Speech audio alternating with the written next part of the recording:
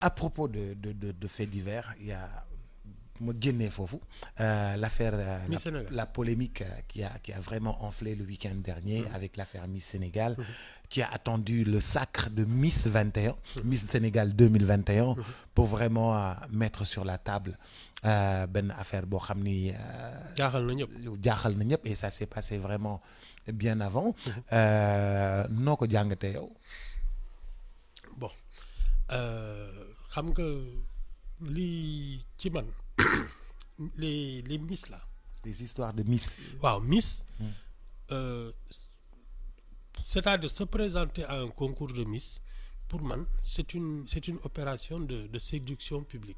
C'est une opération de séduction publique. Waaw. Tu séduis le public, tu séduis Non, un non, jury. les hommes déedéet les hommes derrière le sacre mais wane ne rafet nga mën nga kii wane sa cër ak yëpp c'est que tu te mets sur le marché de la séduction ba pare en général c'est presque si tu avais un choix limité, c'est-à-dire je suis la plus belle fille du Sénégal loolu mooy attends même je suis un cœur à prendre mais xam nga c'est pas tu t'adresses pas aux mécaniciens du coin. Ça c'est quelque chose aussi qu'il faut intégrer dans ces choses-là. Une reine de beauté c'est une opération de séduction publique qui est un cœur à prendre. Maintenant wax ji kay mooy Non, taxawal Ibou Fall.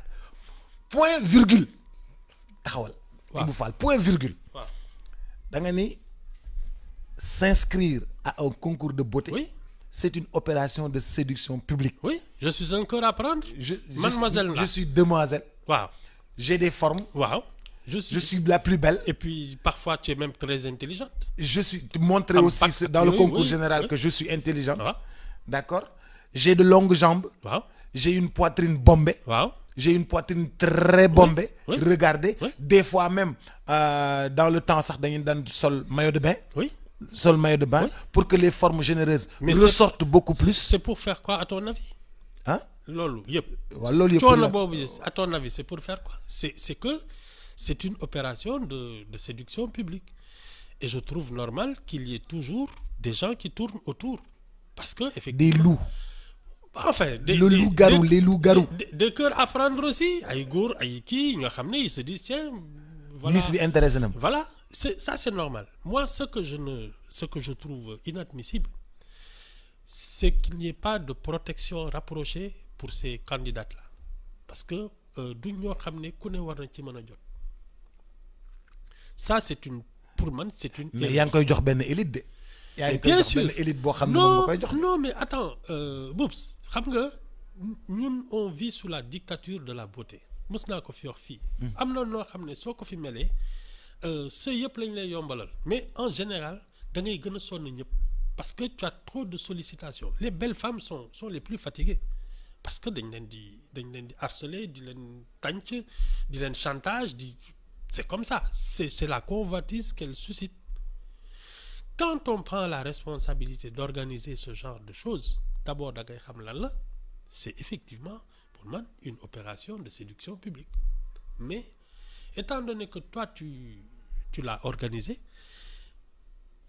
dispositif de sécurité bi war a garantir l'intégrité de ces jeunes femmes là parce que ay xale lañu quoi qu'on en dise ay xale lañu te dañ la dénk seen bopp parce que dañuy wër pratiquement tout le Sénégal xam nga c'est très Ouais, c'est tout le Sénégal. Après, Voilà. c'est le monde d'ailleurs. et puis on leur Participer après à tu une fais Miss Monde exactement et tout. mais ñooñu da nga war a garantir seen intégrité physique et morale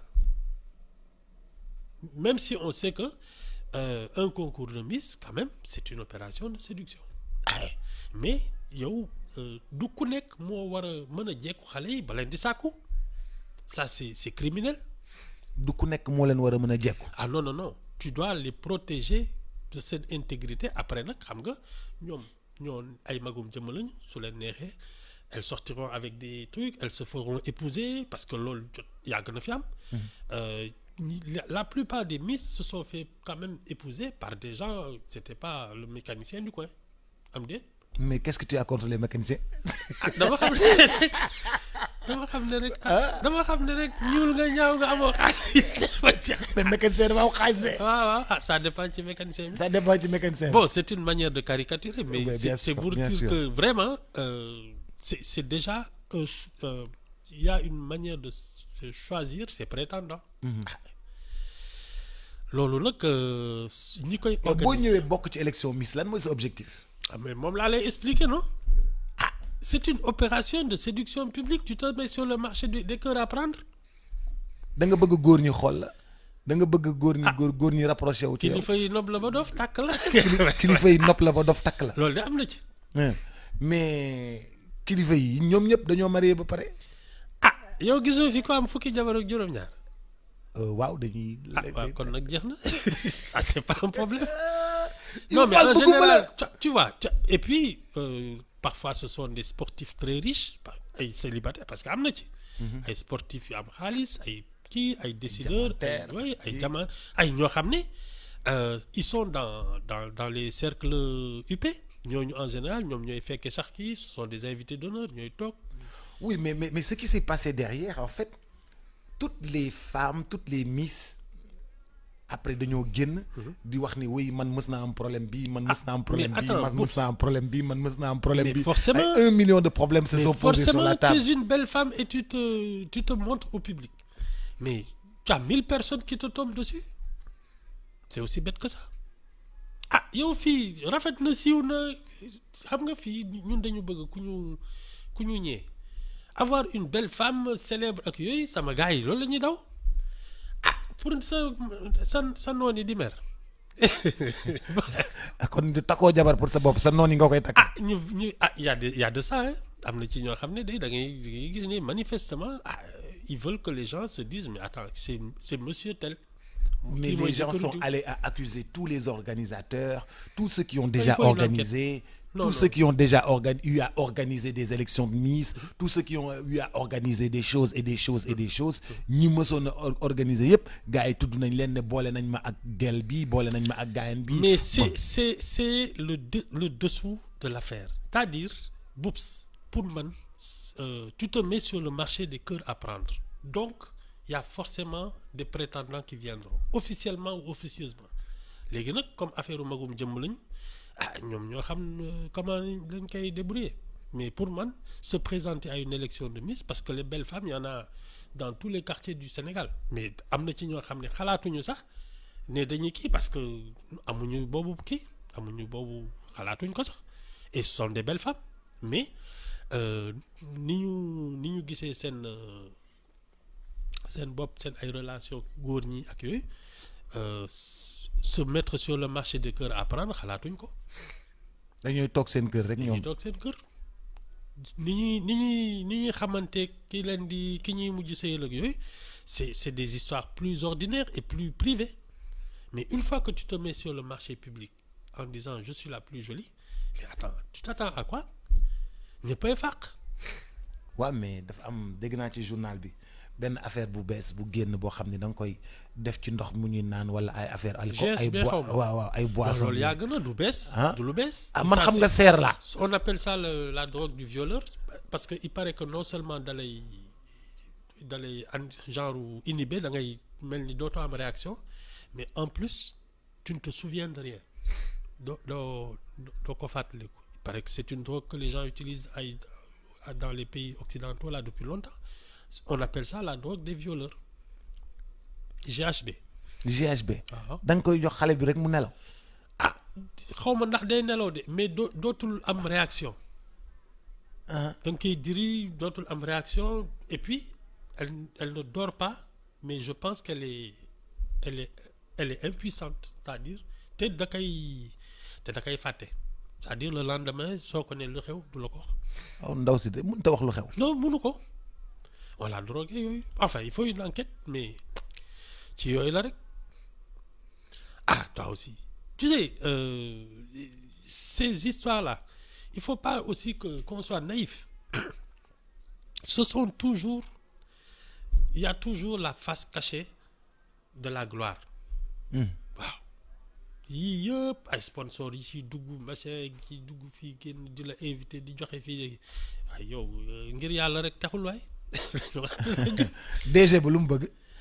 DG ba joxe fii joxe fii joxe fii. ministère DG ba ministre ba lu mu bëgg. mais je te dis man mës naa fi dégg une ou deux fois principal sponsor bi finalement moo takkoon Miss ba ak yooyu ce sont des choses qui sont arrivées. principal sponsor ba moo takk Miss ba. moo mujj takk Miss bi yooyu jot na fi am alors non c'est pas des trucs xam nga ñun dañuy on fait semblant de ne pas comprendre. On fait semblant de ne pas comprendre. Oui, mais c'est une affaire d'adulte.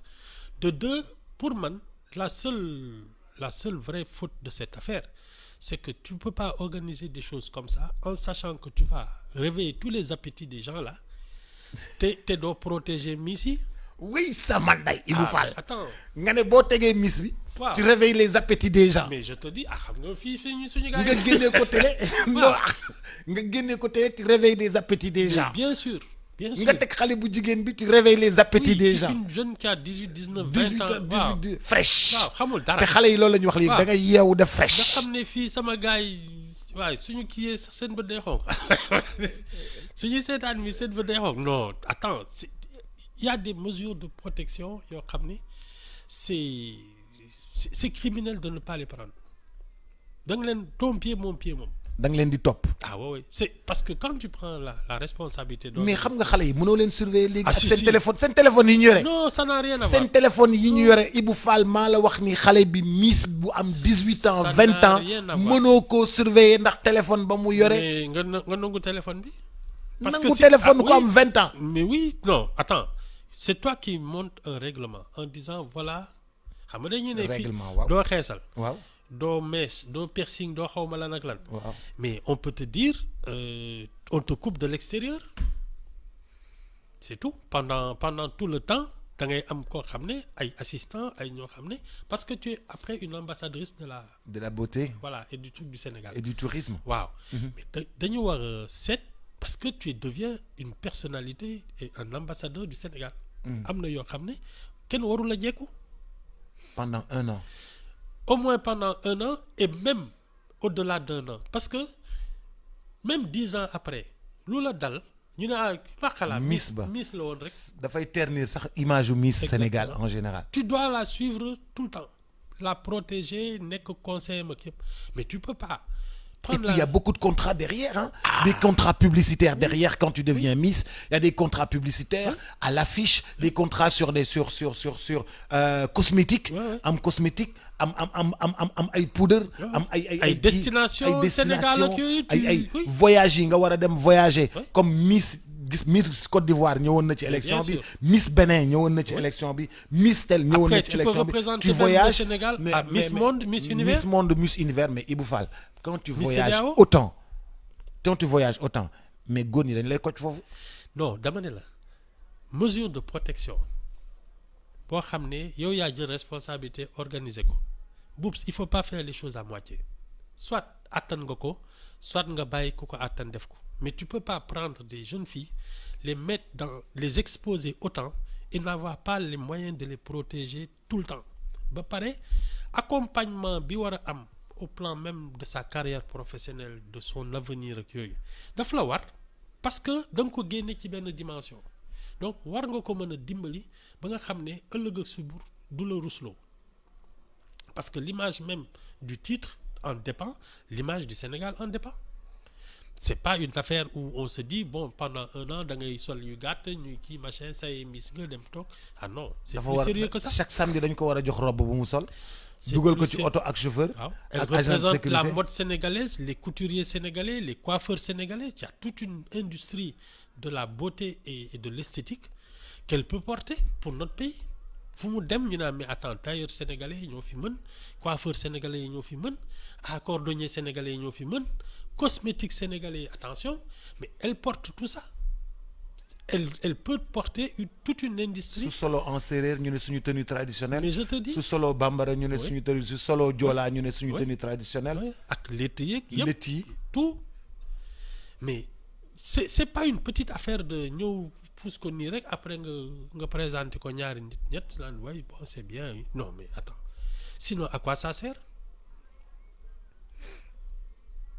non c'est que organisateurs yi pour man ils ont été légers c'est toute une machinerie après qui doit bonifier ça. Il y a une économie autour.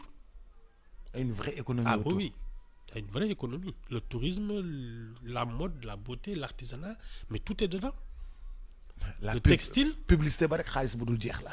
Non, textile. su fekkee lépp jaar na yoon Elle peut publicité ba vendre, rek elle xaalis peut bu vendre dul jeex. des tissus sénégalais, elle peut vendre Oui, parce que Miss Sénégal savoir-faire. Miss Sénégal Sotiba moo ko doon sponsorisé. Je te dis, le ñu savoir-faire. sol ay yëre yoo xam ne fii lañ ko defaree. Oui, non, parce que c'est ça en fait, sa vraie fonction. Léegi moom, son ambition personnelle, je dis toujours, c'est une opération de séduction publique.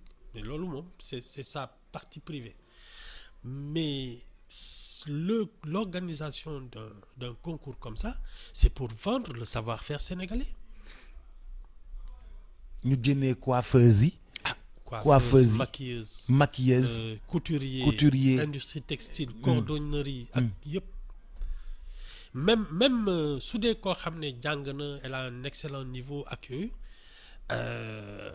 Même l'école sénégalaise peut se vendre. Ah oui, tu as vu comment on forme les Sénégalaises? Muy wax ay wax yu leer nañ avec la tête sur les épaules. Mais attends. ñu ne la sénégalaise elle est merveilleusement bien formée. Oui, oui.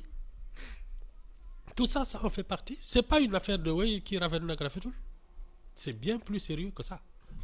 Tu sais, De Gaulle mës na invité Brigitte Bardot. Brigitte Bardot. À l'époque à l'Élysée benn 14 juillet xaw ma gars yi naan ko xanaa dafa dof mu naan leen mais kii elle rapporte plus à la France que la régie Renault. Ah, c'est ça. Ibou Fall maa ngi laa gërëm. man yow laay wër suba ba ngoon ma dem tëddi. man yow laay wër suba ba ngoon ma dem tëddi. waaw d'accord maa ngi nii. nga ne concours de séduction la. Je te dis public. Ouais. Concours c'est de une séduction, opération de séduction publique. Ah ouais. Ça nag moom ça c'est son histoire personnelle. Parce que elle va avoir des prétendants yoo xam ne elle a le choix. Am na nga ne Miss bi bu doxee. elle réveille les appétits. yow. elle réveille les appétits. Tous les appétits kay. Hein? Les grands et les petits. les ñëpp di xool ñii di xappali bët. Je te dis. Ibou Fall bëgguma la ciao. À demain. Bonsoir.